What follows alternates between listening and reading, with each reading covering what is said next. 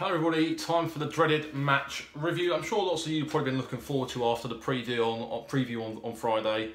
4-2 loss, as we all know, and I'm going to try and stop this from being one of them ranty videos. I'm not one of them type of people who will start throwing abuse at certain people, but it's just not good enough. It's really not, and it's disheartening to see. And yesterday was probably one of the lowest I've felt since the playoff game against Reading a couple of seasons back, just for the fact that we could be in the shit now in terms of where we could end up finishing this season. And I know it's October and there's still plenty of points to play for, but if it carries on like this, we're going to have to make a managerial change. And for me, I don't want that to happen. I'm a big fan of Slavisa. I think what he's done for this football club has been nothing short of miraculous. I think he's worked miracles at this club, transforming it from what it was 3 years ago, or even 3.5 years ago now, to where we are in space of that amount of time has been nothing short of fantastic. And I really hope that he gets the balance right and really works things out for us, because I personally don't think anyone else who he could bring in would bring a better style of play.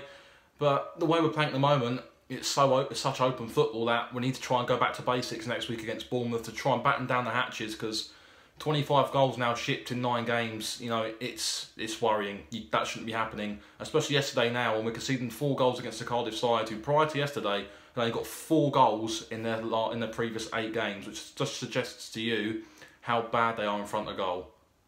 And it's really, really worrying now.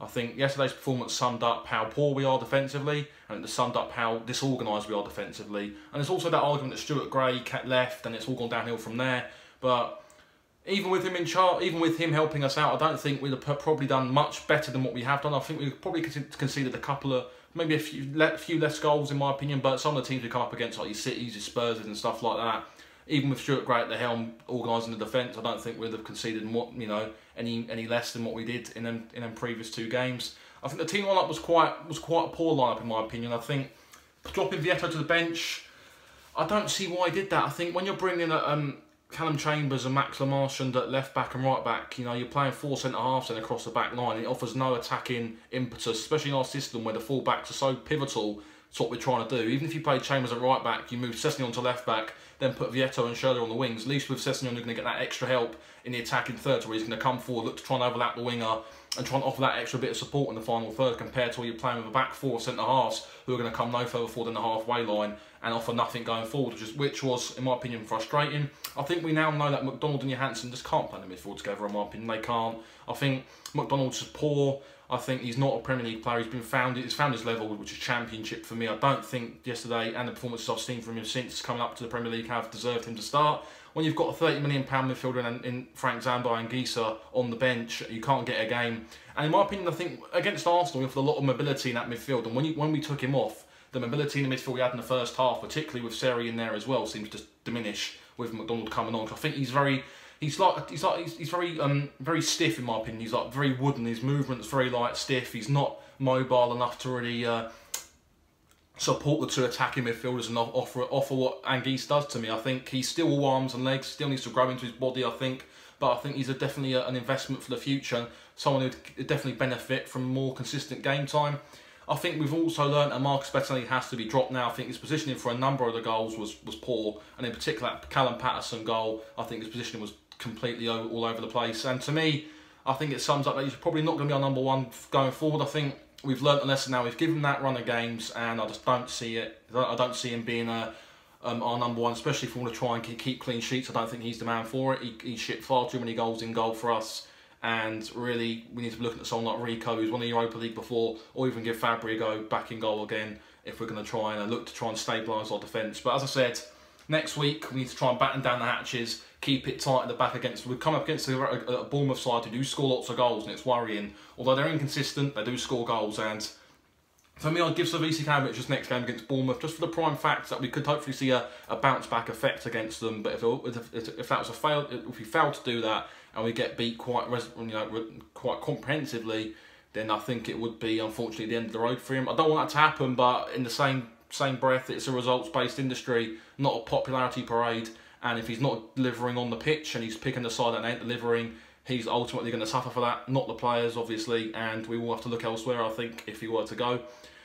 I saw a lot of names floating around on social media last night, a couple of ones like Carlos Carvalhal, particularly Big Sam, and people look at that, and there's obviously a lot of snobbery towards an appointment like that, but if that was to happen, I don't think I think what he could do would guarantee us something we can't do. I think he'd offer us a bit more stability defensively. This isn't me trying to indicate I want him to be a manager. I'm just suggesting what he would do, because I saw people tweeting it on social media last night. I'm not trying to suggest that I want him in charge. I'm just trying to give my opinion on what he could potentially offer if he was appointed.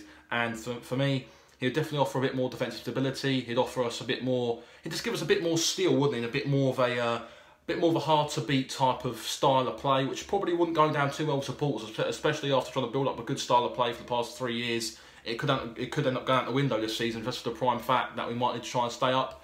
But if we were to sack Slavisa, it's got to be a good appointment, because looking at the last time we was in this situation, we went through 3 managers, and there was, it was such short-term thinking that it all just fell apart in the end. And we've got to get this appointment right, because we can't go for another season again of camaraderie, 3 managers coming in, going, all that. You can't have that in a season. You need to have at least a manager who's going to offer some stability. And I think if Slavisa can get a win against Bournemouth, which is looking tough now, because this is what I didn't want to happen. I wanted us to get a win against Cardiff, because going into this Bournemouth game, it's going to be a very nervous atmosphere at home, and it could turn quite badly, I think, if we were to go maybe 1 or 2 down early on. And I don't like that. We've seen that many a time in the Championship the past couple of years, and it's not been satisfying at all, seeing the fans sort of turn on the team.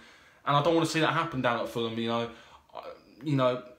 The main thing for us is we've got to stick together here. This could be a long season, and we need to be prepared for it. I think a lot of fans knew what was probably going to happen this season. We'd lose a lot of more games than we'd win, but at the moment I can't see where the next win's coming from. I even look at Huddersfield in 2 games' time, and I'm worried about them as well. I mean, they only lost 1-0 to Liverpool. Okay, they can't score goals, but with how open our back line is and that, we're going to probably give them countable chances to try and end that drought. I mean, they've got a couple of strikers now who ain't scored a goal since February, and they'll probably in their little droughts against us, and it is worrying. The defence is the main problem. Don't get me wrong, Schürrle's goal was fantastic, as was Seri's little pass for that goal, and even the build-up play for Sessegnon's goal as well was really, really good play, and it just shows you what we're capable of going forward. But you're never going to win games if you can't keep goals out, and it's worrying now.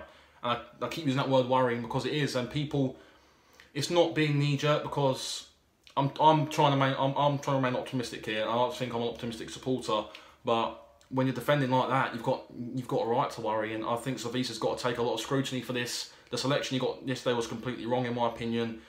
He didn't seem organised, and credit to Cardiff, they deserved the win yesterday. They played better, they wanted it more as well. And sometimes heart and desire can sometimes come up trumps against quality players sometimes. And we look at Leicester a couple of years back, won the league through heart and desire. Didn't probably have the best team on paper to win a league, but they did it because they believed in themselves. And looking at that result yesterday, and some of the games I've seen Cardiff in this season, particularly against Burnley and Spurs, well, they didn't play too badly. Why can't they stay up this season? Why can't they give it a good go, And again, Bobby Reid, as mentioned on the Friends of Fulham Fans Forum after the video on Friday, he scored another goal against us, keeps up this good personal record against us. And also Ryan Sessegnon, the first player to score after 2000, which is always a good achievement against Cardiff. Seems to be his favourite team to score against. He seems to be breaking a lot of records scoring against Cardiff, so that was a slight positive to take from that. Also, it's our worst start to a Premier League season. I think it was in 9 years, now. And yeah, even Laurie Sanchez did better than Slavisa at the moment, and that's saying something. What a dinosaur he was. He's even got a better points return after the same amount of games than what Slavisa has. So it's definitely worrying, but I think if we can get a positive result against Bournemouth, it might just calm things down. But that Bournemouth game's now huge, and it's going to be a very, very nervous atmosphere at Fulham come Saturday. And it's not going to be a game which I don't think I'm going to particularly enjoy, particularly if it's going to be one of them long, drawn-out, struggling games, because I just don't know what's going to happen now. I really don't. It's nervous times for being a Fulham supporter. We've got to try and support the team. It's mainly important that us fans stick together, because if things start happening off the pitch, particularly like Spurs when I was fighting the away end in August, I don't want to be seeing scenes like that again, hopefully, because this club's a good club, and we pride ourselves on having a good family support, and I just want to see us do well. I've got no complaints if we went down 2-1 yesterday and played well and we give it our best. At the end of the day, if we give 110% each week, I've got no right. I can't complain. But yesterday we didn't seem to do that, and it's frustrating really. I just want the best for the team as much as anyone else does, and at the moment we don't seem to be getting that, and it's worrying. But I'm still going to be there every week, no matter what happens for this football club, and that's what I'm going to say. It's just a 10-minute video about what's going on. And yeah, it's worrying, obviously. It's a bit more of a deflated view for me today, because it is a deflating result, and it is a worrying result against the Cardiff side who, you know, they're not a great team, are they? But they deserve the win, and we need to try and move on from that, dust ourselves out. It's in the past, it's history now, we've just got to try and go on now and see what happens next week against Bournemouth, and then Huddersfield on a Monday night the following week after. So, fingers crossed we can get a result. Hopefully work hard in training, knuckle down now. This is where the players have to start earning their wages, particularly some of the big earners. They've got to start trying to show their worth now. Players like Seri, Mitrovic, who's gone missing in a couple of games due to the lack of service, they've got to show their worth now. And this is going to be a crucial run for Fulham Football Club between now and Christmas. But anyway, guys, hit the thumbs up if you like it. Subscribe if you're new as well. It'd be greatly appreciated. And we'll see you all middle of the week probably for another video.